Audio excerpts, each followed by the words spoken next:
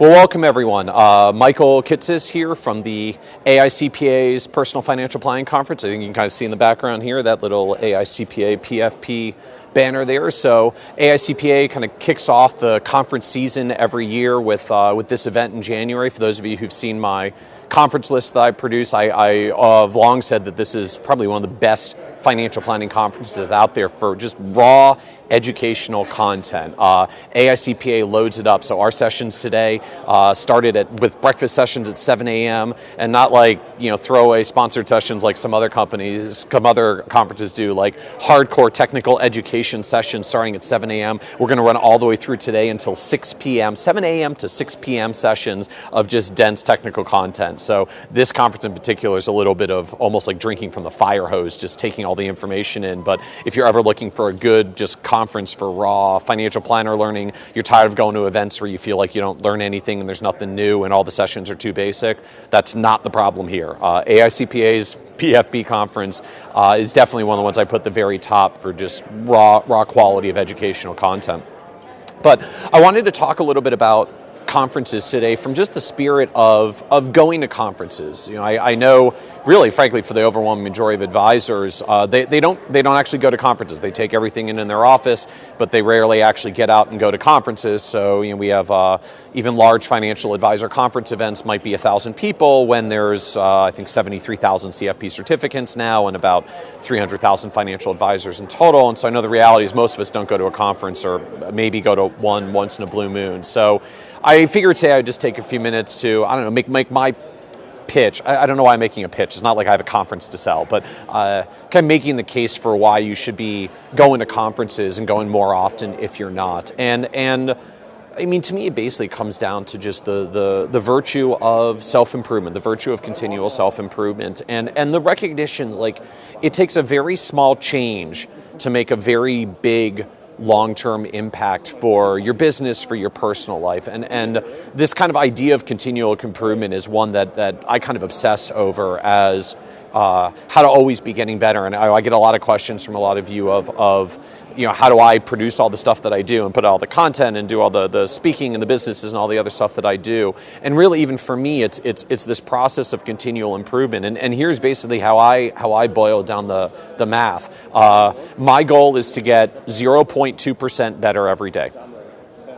That's it, 0.2% better. If you work about 8 hours in a day, 0.2% of your day only comes out to be almost exactly 1 minute. So spend 1 minute a day trying to get 0.2% better. And it sounds kind of like a tiny minuscule thing until you pull out your financial calculator and you do your math, and getting 0.2% better every day all year long doubles your productivity in a year. 1 point, if you want to pull out the math, you can check if you want, 1.002 to the 365th power for 365 days.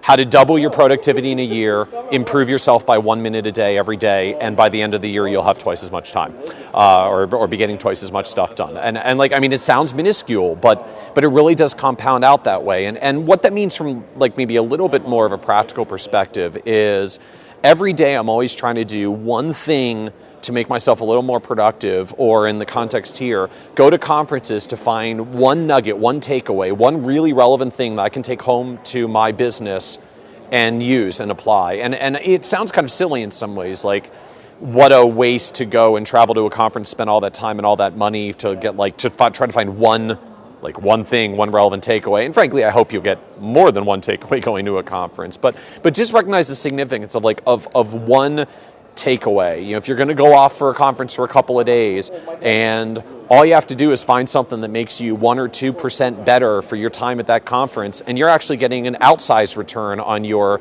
get 0.2% better every day. And certainly I know a lot of people that have gone off to conferences and done something that was a breakthrough idea for them that made them 3% better, 5% better, 10% better. Compound that out when you do that every year or even more than once a year going to conferences.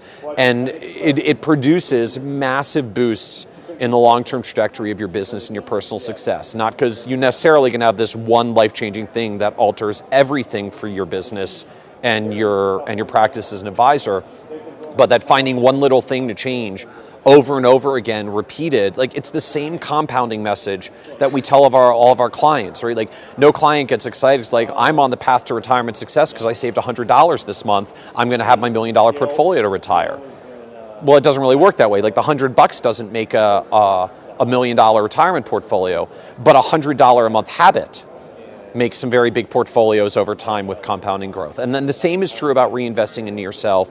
And eventually that requires you getting out of your office and seeing the world beyond yourself. Because I think the challenge that we all have is we get used to living in our own world.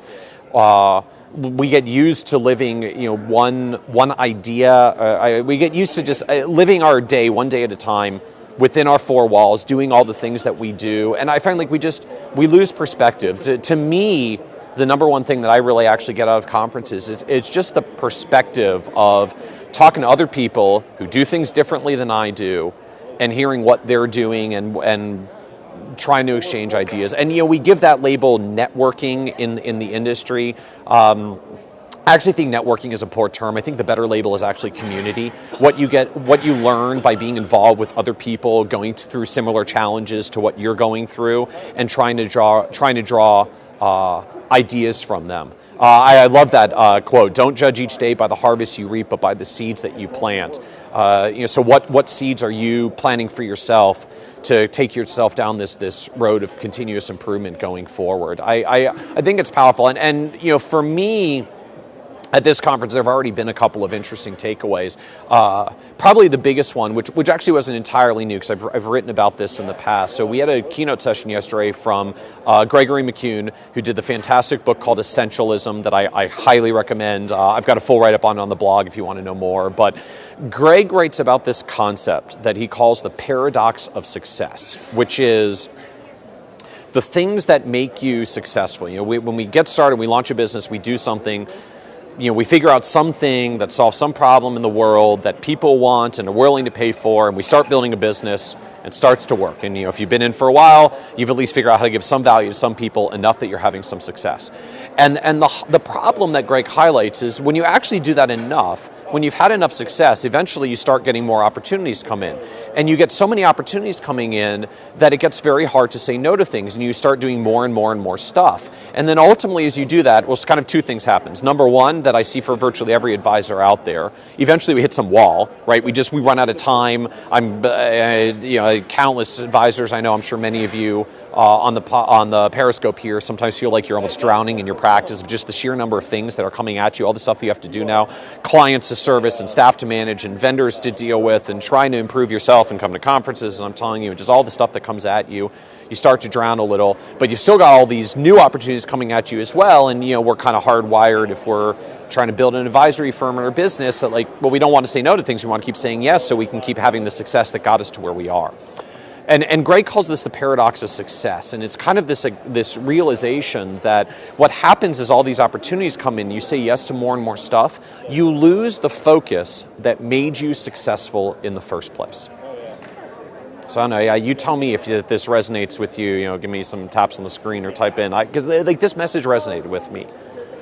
When you have enough success at doing something well, you have so many opportunities that start to come in that you actually lose the focus that made you successful in the first place, and then this success starts to fall off and starts to trail off. And Greg kind of boiled that down to what I thought was one incredibly powerful kind of quote and comment, which I actually tweeted and shared out, and was surprised a little at how controversial people thought it was. So the comment he made is, the difference between successful people and very successful people is that very successful people say no to almost everything. So I'll say that again. The difference between successful people and very successful people is that very successful people say no to almost everything. And the idea of this is this recognition that you can be successful by building a business and having opportunities and having things come in and saying yes to those. You're going to maybe work like a slave in your business, but you're going to make some money and have some success. But the most successful people are the ones that figure out how to keep that focus, keep that filter in place so that as opportunities come in, they can figure out and realize that you have to say no to most things in order to keep excelling at what you're the best at. And the more you excel at what you're the best at, the harder it gets to say no, because the more successful your business is, the more opportunities come in, the more that people want to come in. And so, Greg's examples are things like Apple, early Apple, which had this great success under Steve Jobs, and then he left. And by the time he came back, Apple had proliferated to over 300 different products that they made by the, what would have been, late 90s when Steve Jobs came back. And the first change that Steve Jobs made was he cut their product line from over 300 to 10.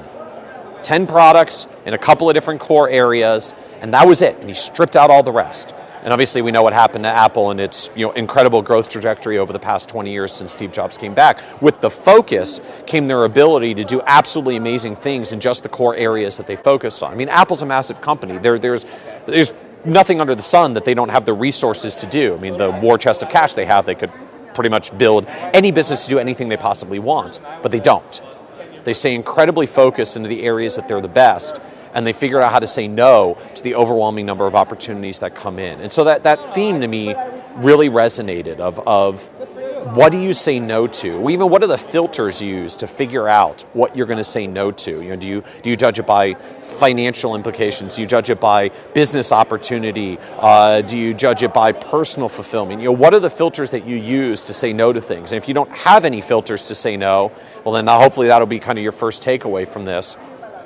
What do you use to decide between the opportunities that come at you as your business starts to get some traction and has some success? How do you decide between the yeses and the nos? We all have the same 168 hours in a week. Little that's going to be sleeping, little that's hopefully going to be family and friends. We only have so much time left for work. We're all subject to the same constraint, whether it's you or me or Steve Jobs or President Obama. We all have the same 168 hours in the week. There's only so much stuff that we can ever do, and it's really actually not that much given the time constraints. So everything you say yes to means you're saying no to something else, because everything is a business trade-off, or everything is a trade-off. Whatever you say yes to means you're saying no to something else. So are you really paying attention to what you say yes to?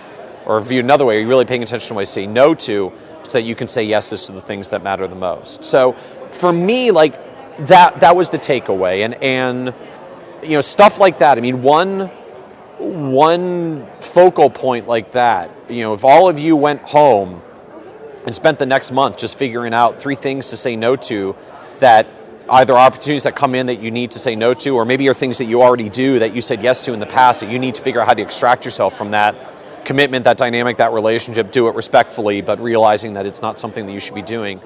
How much time does that free up? How much opportunity does that free up? What could you do, if you feel like you're barely in control of your business because so much stuff's coming at you and there's so many things to do all the time?